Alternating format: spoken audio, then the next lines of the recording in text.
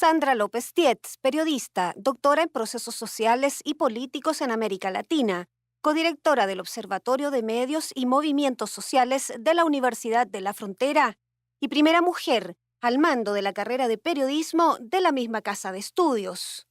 Sus líneas de investigación son los estudios de género, movimientos sociales, comunicación alternativa y teoría política. Es profesora de la Universidad de la Frontera, investigadora del Centro de Investigación en Comunicación, Discurso y Poder. Hoy, en El Café, hablaremos sobre los movimientos sociales y los medios de comunicación, así como los desafíos al mando de la carrera de periodismo de la Universidad de la Frontera. Sean bienvenidos. Aquí comienza El Café.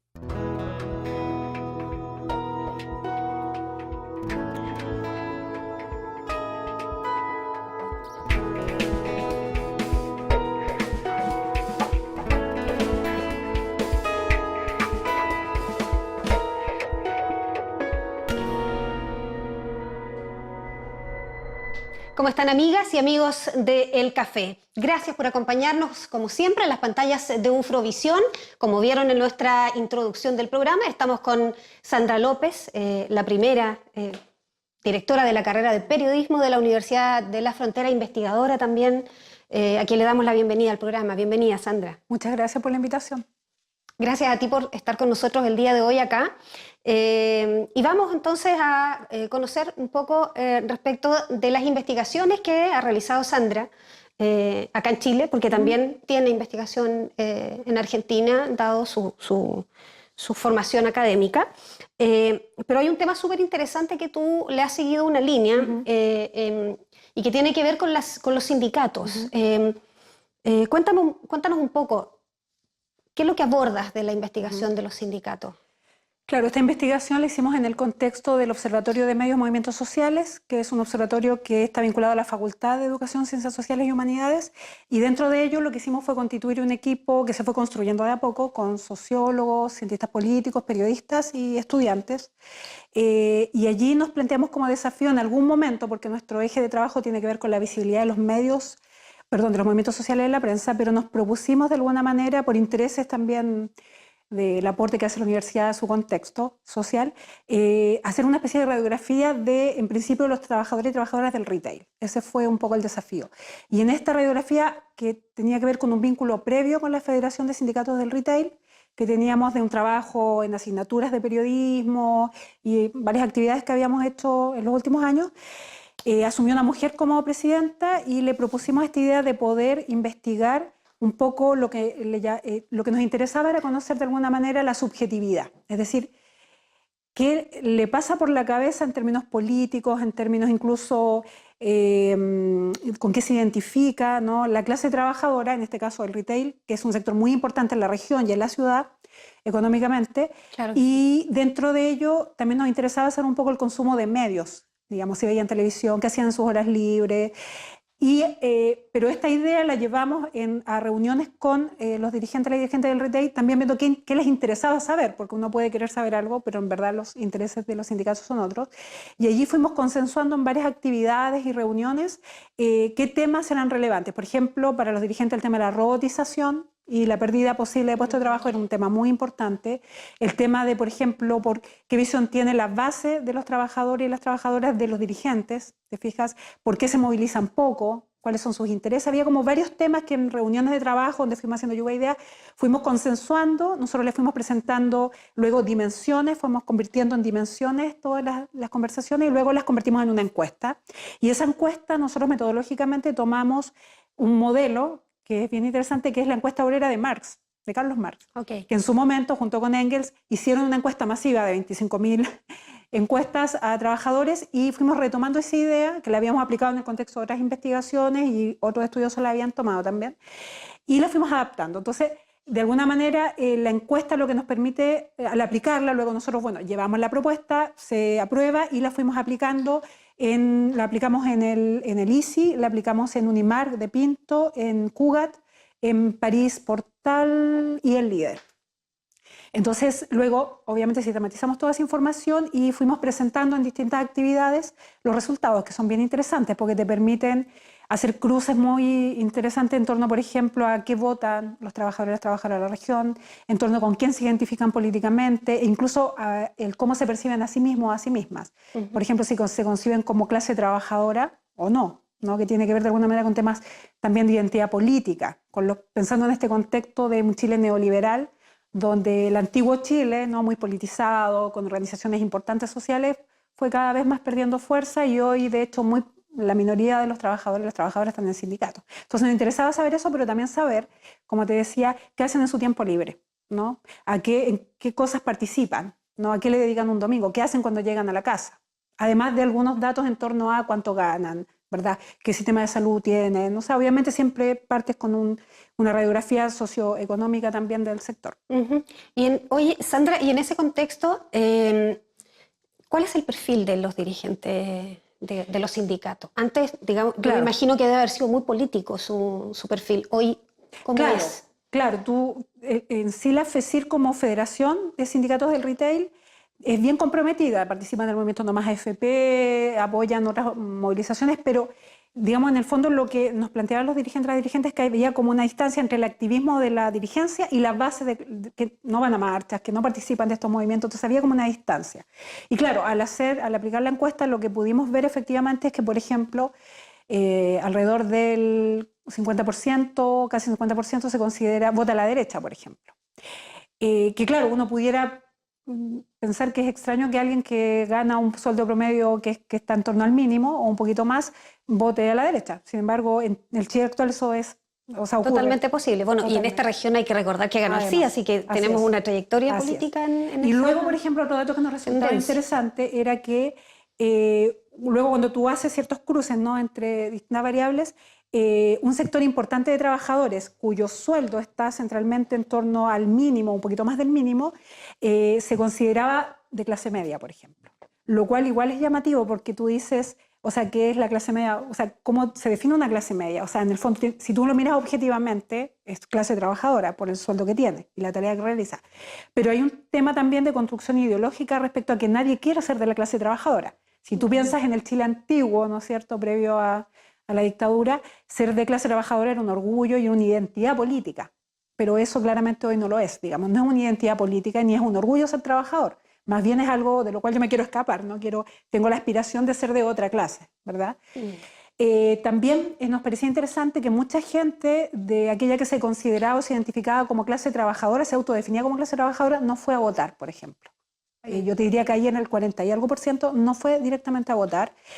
Y eso también es interesante porque da cuenta de que tampoco es que la participación política es tan amplia, sino que en verdad los sectores que votan son, bueno, esto es un fenómeno nacional de todas maneras, son menos de la mitad de los trabajadores y las trabajadoras.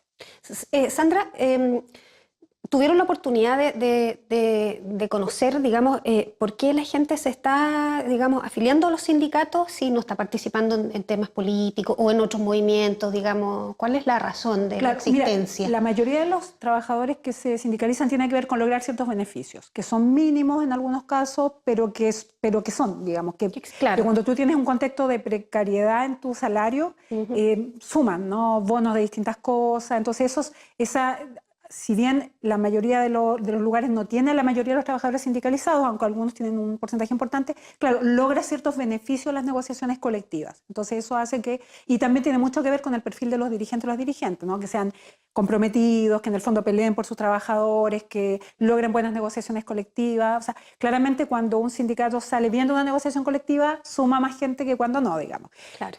Y como te digo, está ese aspecto, y lo otro interesante que relevamos fue el tema de género, ¿no? Cómo, por ejemplo, las mujeres se ubican claramente en los tramos salariales más bajos, como digamos, en la edad en que trabajan, básicamente es aquella que es antes de lo que se considera como el periodo en el cual eres madre o posteriores. Entonces, está muy, muy diferenciado allí, ¿no?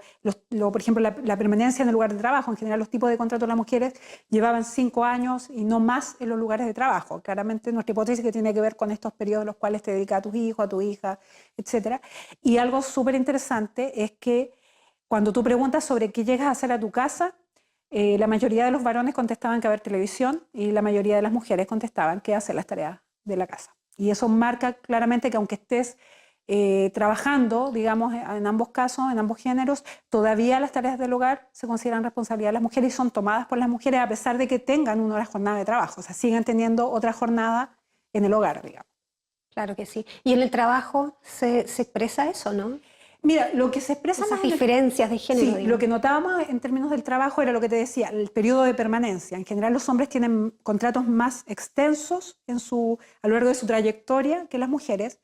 Y lo que notábamos también es que las que sentían más insatisfacción en torno a la valorización de su trabajo eran las mujeres, por ejemplo. Sentían que su trabajo era menos valorado que lo que sentían los varones que fueron encuestados, ¿te fijas? Y además de eso, otro dato que tiene que ver, es indirecto, pero que es interesante también, es que ninguna de las mujeres encuestadas estaba adscrita, por ejemplo, a ISAPRES. Todas estaban en FONASA, ¿te fijas? Y eso da cuenta también del acceso, porque están en las franjas salariales más bajas, la mayoría, ahí hay otro tema también, ¿no? Los hombres están ubicados en los sueldos mayores que las mujeres, pero además ninguna accedía al sistema de ISAPRE, porque obviamente es más caro. Entonces, a diferencia de los varones, donde encontrabas un 7% más o menos que estaba adscrito a ISAPRES. Entonces, marca claramente que por el tramo salarial en el que se ubican, pero además por el costo de un plan de salud, mujeres en general de edad fértil, te hace inaccesible estar en un ISAPRE. Claro que sí. Bueno, hay que decir también que FONASA no te expulsa en cuanto uno queda sin trabajo, digamos. Exactamente. La cobertura se mantiene.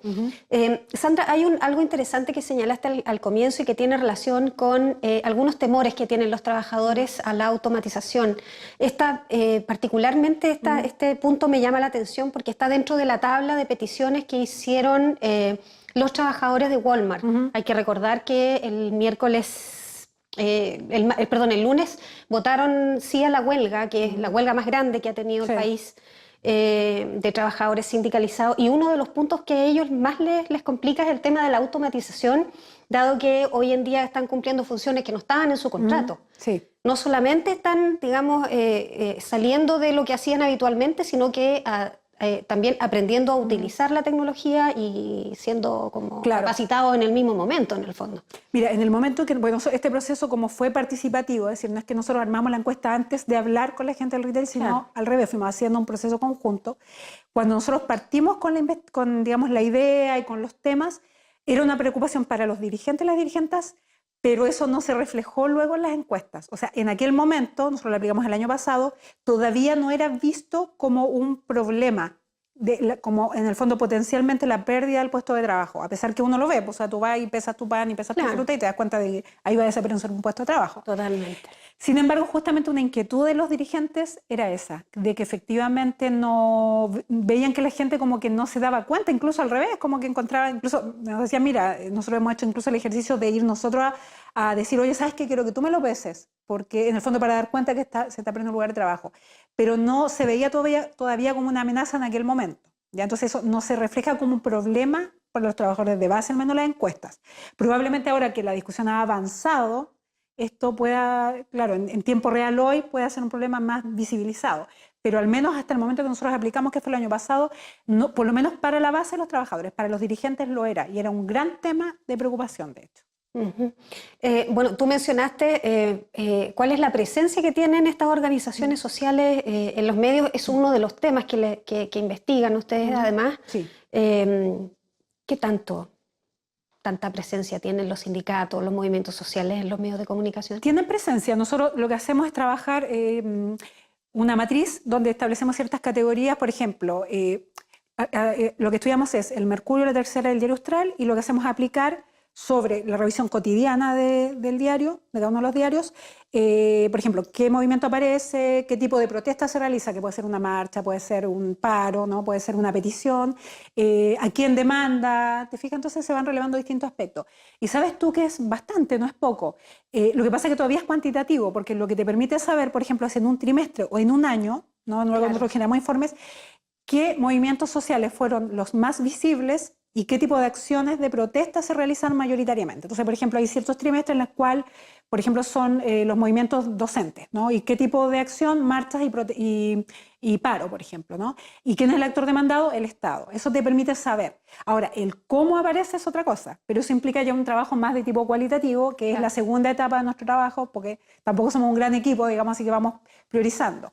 Entonces, claro, en ese contexto, lo que sí vemos nosotros es que sí hay una visibilidad, pero como te digo, lo que no te dice esos datos es cómo aparecen. Por ejemplo, si son criminalizados, ¿no? Si aparecen como realizando acciones. Claro, te puede decir, mira, aparecen haciendo una protesta, pero no te dice si es connotado negativamente, ¿no? Todavía. O sea, esperamos una vez que terminemos, porque estamos poniéndonos al día con este año, el poder hacer un análisis más cualitativo. Sandra, ¿por qué es importante hacer estos estudios en los medios de comunicación? ¿Qué impacto tiene, digamos, en las personas tener esta información? ¿A qué voy en el fondo? A que los medios de comunicación igual cumplen un rol. ¿Por qué es importante saber la visibilidad que tienen estos movimientos? Lo que pasa es que, claro, los medios construyen realidad, bien lo sabemos en la región. O sea, aquí se ha construido el imaginario, que nosotros trabajamos muchos temas de imaginarios sociales, sobre, por ejemplo, la existencia de terrorismo, sobre acciones y sujetos o sujetas que son terroristas, y eso está instalado. O sea, tú lo escuchas en todos lados. Y eso lo instalaron los medios, claramente. O sea, hay muchos estudios e investigaciones que lo plantean, no es algo nuevo lo que estoy diciendo. Pero eso ocurre en todo orden de cosas. O sea, por ejemplo, ¿qué imaginario hay sobre las movilizaciones o las acciones de los estudiantes? En general son negativas, ¿verdad? Se lo ve como acciones en las cuales se destruye la figura del encapuchado, por ejemplo. O como lo que está ocurriendo en el Instituto Nacional, digamos. Bueno, ni hablar, lo mismo. Entonces, el gran problema que hay, que es que no hay una recepción crítica de los medios, ¿te fijas? Y al no haber una recepción crítica, lo que ocurre es que se instalan estos imaginarios. Y este imaginario es poderoso luego porque circula socialmente. Entonces, tú escuchas, una cosa que a mí me choca, yo soy de la región, pero estuve fuera, volví, es, por ejemplo, el tremendo racismo que existe hacia el pueblo mapuche. Tú dices, pero si el territorio mapuche, ¿cómo puede ser? Sin embargo, existe. O el imaginario en torno, por ejemplo, a la figura del descendiente de colonos, ¿no? O esta idea de que, claro, el cuestionamiento al modelo neoliberal o a las empresas forestales en realidad están en contra del desarrollo. ¿Te fijas? Entonces, estos imaginarios se instalan y como no hay una lectura crítica, un proceso en el cual pueda discutirse en torno a estos mensajes, obviamente eso circula y se va cristalizando socialmente como imaginarios que van replicándose constantemente después. ¿Cómo se hace para cambiar esas percepciones?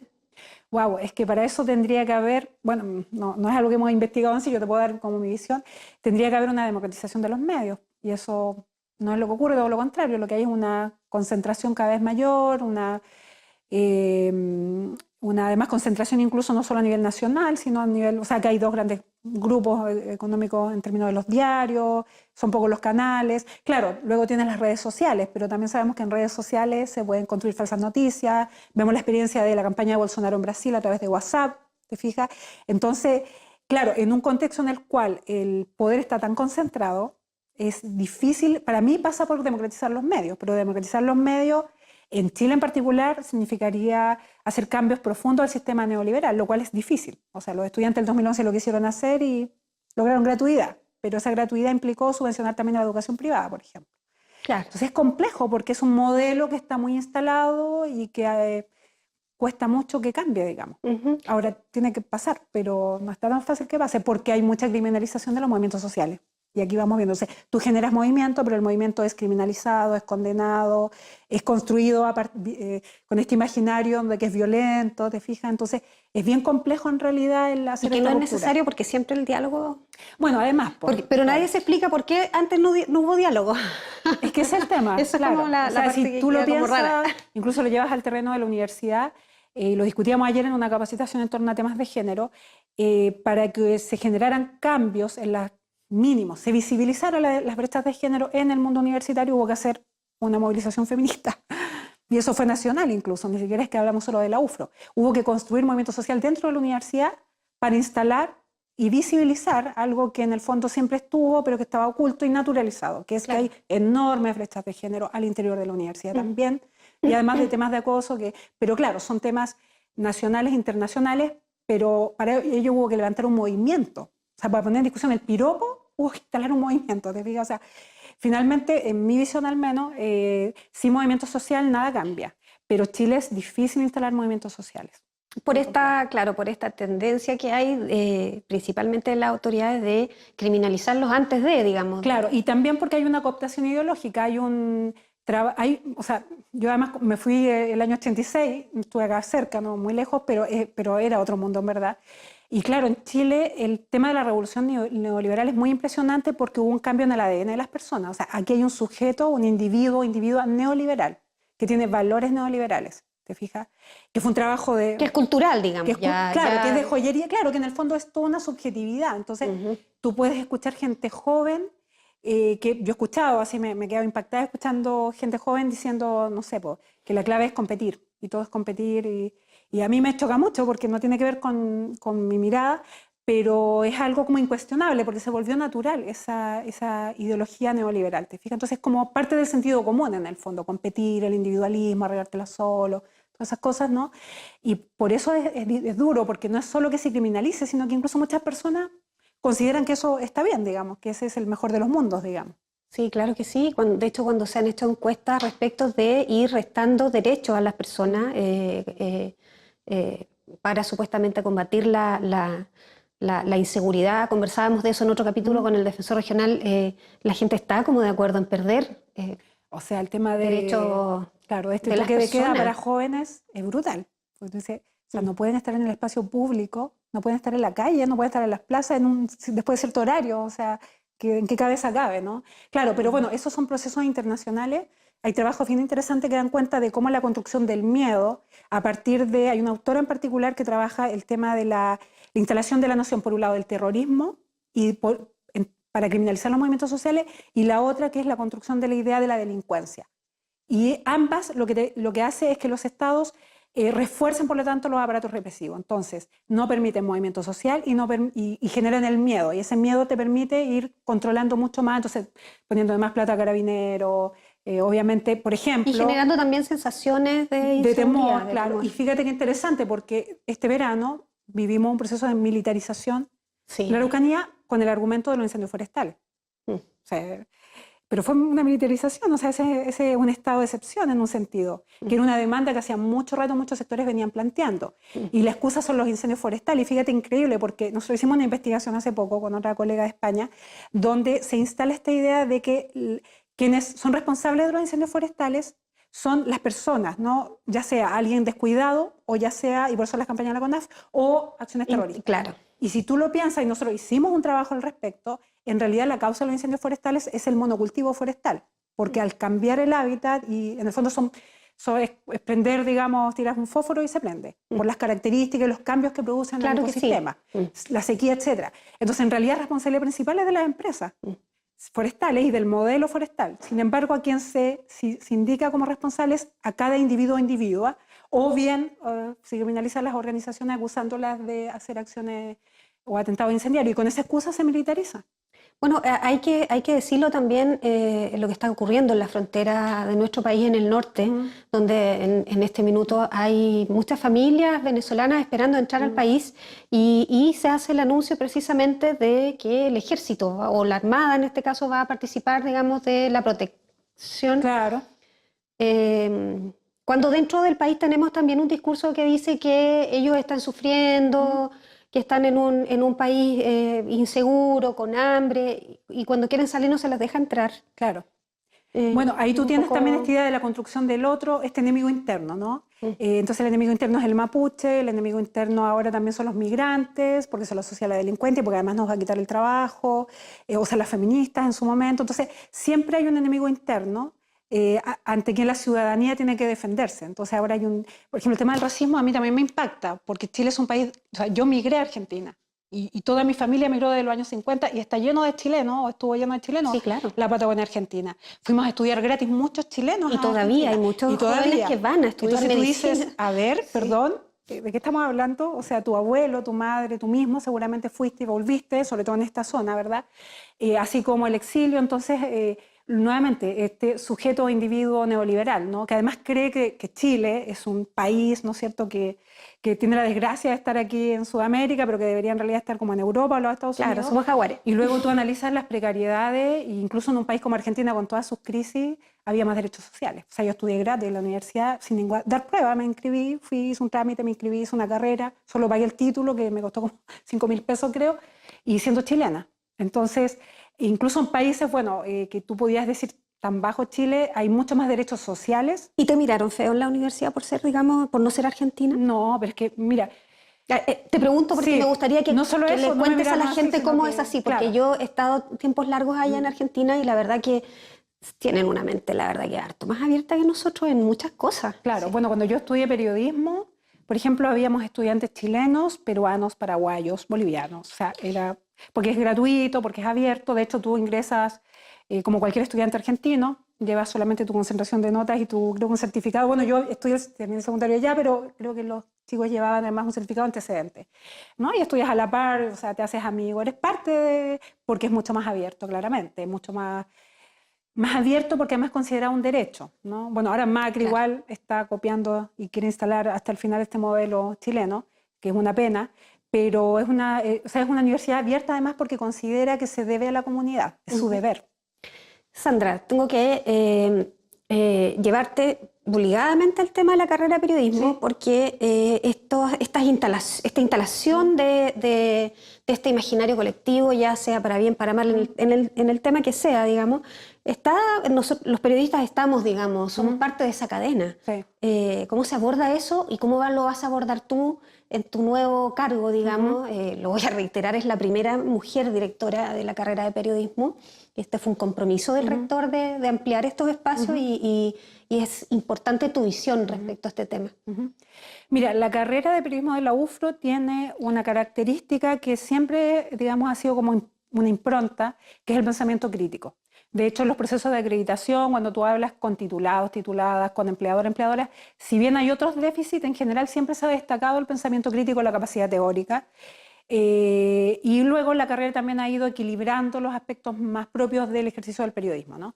Entonces, mi idea es mantenerlo, obviamente, porque creo que es parte de la identidad de la carrera, es el aporte que hace la carrera también. Y hace poco incluso titulados que llevan poco tiempo ejerciendo en Santiago me decían, no, pero nosotros nos valoraron por eso y también por otros aspectos técnicos, por nuestra flexibilidad, por ser como ya aperrados, aperradas, ¿no? Sí, y claro, como poder flexibilizarte y ubicarte en distintos espacios. Entonces, obviamente la idea es mantener eso, pero también nos interesa, y justo entramos ahora mañana en Consejo Académico, tenemos que aprobar el ajuste de la malla curricular de la carrera, que entre otras cosas incorpora y se hace cargo de temas como género, comunicación y género, es decir, uso del lenguaje no sexista, el tema de cómo tú abordas, por ejemplo, las noticias o la información sobre violencia de género. O sea, si hay alguien que ha mediado malamente en este tema ha sido el periodismo, ¿no? Esta idea del crimen pasional, de poner ¿no es cierto?, digamos, al asesino, al femicida, muchas veces como la víctima o como el centro de una noticia,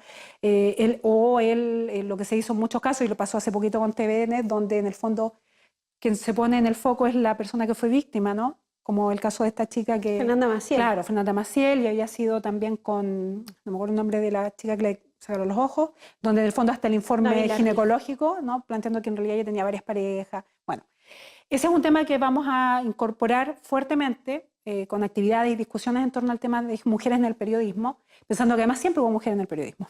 Es una carrera donde la mitad siempre han sido mujeres, entonces eso hay que darlo cuenta. Y por otro lado también los temas de interculturalidad, porque es lo mismo, ¿no? Quien ha construido en gran parte este imaginario del terrorismo, ¿verdad?, esta criminalización, también han sido los medios, y allí lo que nos interesa también es poder ir incorporando cuestiones mínimas, como protocolos, por ejemplo. Cuando tú vas a una actividad y hay autoridades mapuches, cómo debes dirigirte, y también, bueno, obviamente tener una sensibilidad al respecto, pero también que sea... Porque es lo propio que tiene la carrera en el territorio donde está. O sea, claro que tú sí. No puedes solo querer imitar. Es parte de la identidad. Es parte de nuestra identidad. Entonces, más bien hay que relevar este hecho y apropiarnos de este hecho. Entonces, por ejemplo, el uso del aprendizaje del mapuzungún, que debería ser un tema que, aunque la carrera no sea bilingüe, pero al menos incorpore en sus productos, ¿no es cierto?, la traducción del mapuzungún, y empezar a generar algunos talleres también propios de la carrera para que muchos estudiantes manejen también, porque muchos van a trabajar además en la región. Ese es un tema importante y, bueno, y el otro fuerte de la carrera va a ser toda la incorporación de los temas digitales, obvio, ¿no? Periodismo multimedia, redes sociales, que es obvio, Lo que es parte viene del contexto. Pero sí, de alguna forma, nos interesa sí asumir muy fuertemente el territorio en el que estamos. O sea, tenemos que asumir eso y es un plus, creo yo, que tiene la carrera, que debe hacerlo carne también en su formación, digamos, y asumirlo, vincularse al Firgualmapu y a todas las instancias locales también, porque creo que a mucha gente incluso le puede interesar como un perfil ese, ¿no? Es decir, voy a estudiar periodismo en la UFRO porque allí tienen una mirada intercultural, por ejemplo. Claro que sí. Pensando que no Dame es un solo el sello. tema mapuche, sino que también está el tema de la migración, que es un tema que se instaló y va a seguir siendo así. Sandra, ha sido muy interesante la conversación contigo, pero el programa tiene un tiempo y ya lo estamos Sí, agotando. seguramente. Me queda muy poquito, pero quiero dejar la cámara para ti, para que puedas entregar el mensaje, digamos, que estime para tus estudiantes, la comunidad que te está mirando. Adelante. Mira, en términos de nuestros y nuestras estudiantes, para mí sobre todo plantear que es una carrera hermosa, estudiar periodismo. Yo nunca me he arrepentido de ello, todo lo contrario, creo que nos pasa, claro, no es tan sencillo en términos laborales de pronto, pero es una carrera maravillosa, porque te permite, a diferencia de otras carreras mucho más teóricas, te permite estar en contacto con la realidad, ¿no? Es como una mediación muy clara entre la realidad, digamos, y las ideas, ¿no? Y eso yo creo que es algo que tenemos que darnos cuenta de lo relevante que es, digamos. Entonces, en ese sentido, tener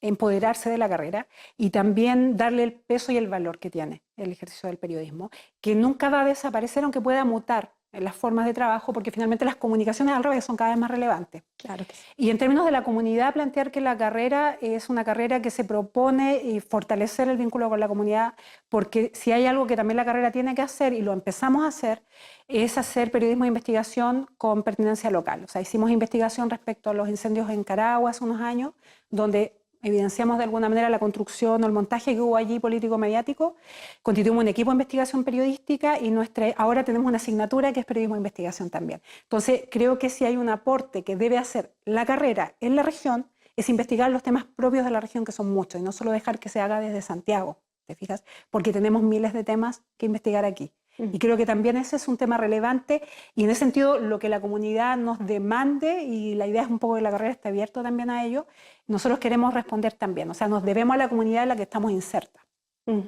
Por supuesto que sí.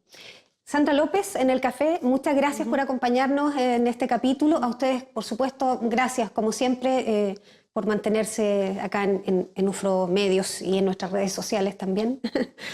Nos vemos en una próxima oportunidad. Gracias. Gracias.